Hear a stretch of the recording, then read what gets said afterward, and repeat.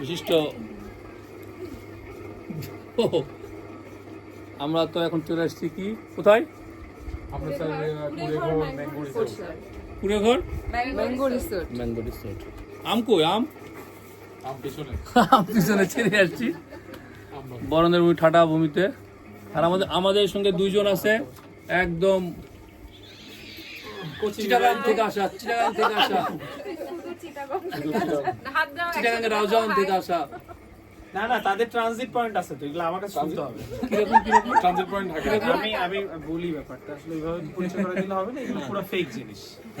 একজনের বাড়ি চিটাগাং, কিন্তু তার ট্রানজিট পয়েন্ট হচ্ছে ঢাকা। সে ঢাকায় এসে ট্রানজিট করে শ্বশুর বাড়ি, ট্রান্সশিপমেন্ট দিয়েছে আর কি, ট্রান্সশিপমেন্ট হয়ে তারপর তিনি আসে নজিবপুর। খুব ভালো, এটা খুব ভালো একটা আইডিয়া চলছিল অনেকদিন। আর আমাদের সঙ্গে আরেকজন মানদার, আর আরেকজন আছে লালপুরি। হ্যালো, আমরা খুবই সুন্দর সময় কাটাচ্ছি।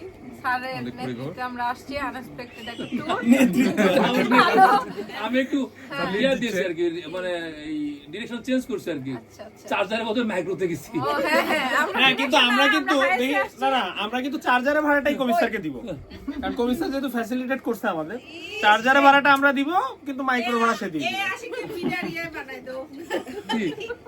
আমরা এটা চেয়ারম্যান তো অলরেডি আসি। আচ্ছা, আমরা এখন খুবই সুন্দর একটা পরিবেশে বসে আছি। কুড়েঘর, মাটির ঘরের একদম পিওর ফিলিংস। পুরোটা ঘুরে দেখানো হবে, আনকাটে থাকবে স্যার, পুরো ভিউটা নেওয়া হবে। এটা একটা পার্ট যাচ্ছে আর কি, আপনারা আরো দেখবেন। আপনারা যারা আগ্রহী আর এখানে নিরিবিলি সময় কাটাতে চান তাদের জন্য এখানে ভালো আছে ব্যবস্থা। বলুন বিবি দেখাচ্ছে আসো, মানুষকে তো দেখা যাচ্ছে না। এই যারা ওই নিচে নামাও, এটা তো উপরে উঠেছে, মানে ইয়াতে ফ্রেমে মুখ দেখা যাচ্ছে। হ্যাঁ এবার ঠিক আছে। এই যারা গাজীপুর রিসোর্টে যে অভ্যস্ত তারা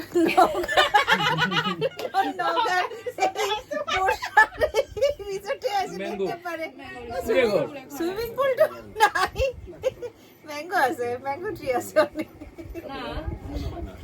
খারাপ না, ভালো। অনেক প্রাইভেসি কিপিং এর জন্য ভালো, অনেক রিফ্রেশমেন্টের জন্য ভালো, এটা কোয়ালিটি টাইম কাটানোর রিসোর্ট ভালো, এবং আমাদের আর এখানে গর্বিত এনফিল্ডের মালিক, যেটাতে আমরা শোডাউন দিলাম সকলেই। তো কেমন লাগছে স্যার? এখানে ভালো রিভিউ দিতে পারতেছি না, কারণ খুব বেশি ভালো লাগলো না, ছোট পরিসর। হ্যাঁ, আমি তো বললাম তেমন এর কিছু নাই তো এখানে, আর দেখার মতন কিছু নাই। চারিদিকে আমের বাগান আছে, হ্যাঁ এখানে বাগানের সাইডে ছোট্ট একটা কুড়ে ঘর, কয়েকটা কুড়ে ঘর। তো এখনো বুঝতে পারতেছি না কি হতে যাচ্ছে সামনে। তো আমরা এখন কি খাবো? আসি, কি খাবো আমরা? এখন রয়্যাল এনফিল্ডের যে মালিক, তাকে তো ভাই এইসব পুরো করে সন্তুষ্ট করা যায়। আপনার ডিমান্ড এবং এক্সপেকটেশনের সাথে এটা মিলবে না, বলে রাখছি। রয়্যাল এনফিল্ডের একজন মালিক কথা বললো স্যার, অনেক বড় বড় টিলা। তবে আমরা গর্বিত, রয়্যাল এনফিল্ডের মালিককে জোর করে ধরে আনা হয়েছে মাইক্রোতে করে, কারণ এক মাইক্রোর দামই তো মনে হয় রয়্যাল এনফিল্ডের কত অর্ধেক না। আচ্ছা, যাই হোক, আমরা দেখি এরপরে কি দেখা যায়। পিছনে একজন সদস্য কিন্তু চুপচাপ আর পিছনে আসমা, না আসমা অবশ্য হাইয়ারও দিয়েছে। এই তো পিঠা বিক্রেতা আজকে পিঠা বিক্রি কেমন লাভ হলো? পিঠা বিক্রি কেমন লাভ হলো? তামান্না ম্যাডাম পিঠা বিক্রি করেছে, আর আমরা হাতের কাজ বিক্রি করেছি, পান এইসব খাইয়েছি। মানে লাভের অংশটা কি রকম? লাভ কি হয়েছে না? হিসাব করলে ভালো যাবে। ওই হিসাবে এখনো করা হয়নি।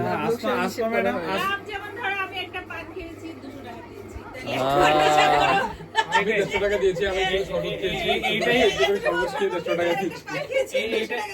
এইটাই হলো কথা, যে তারা দোকান থেকে দিচ্ছে, কিন্তু তারা আমাদের যখন আসওয়ার্ড হয়েছে আমাকে কানে কানে রিকোয়েস্ট করছে যে স্যার প্লিজ কিছু খান, মান সম্মানের ব্যাপার, কিছু খান।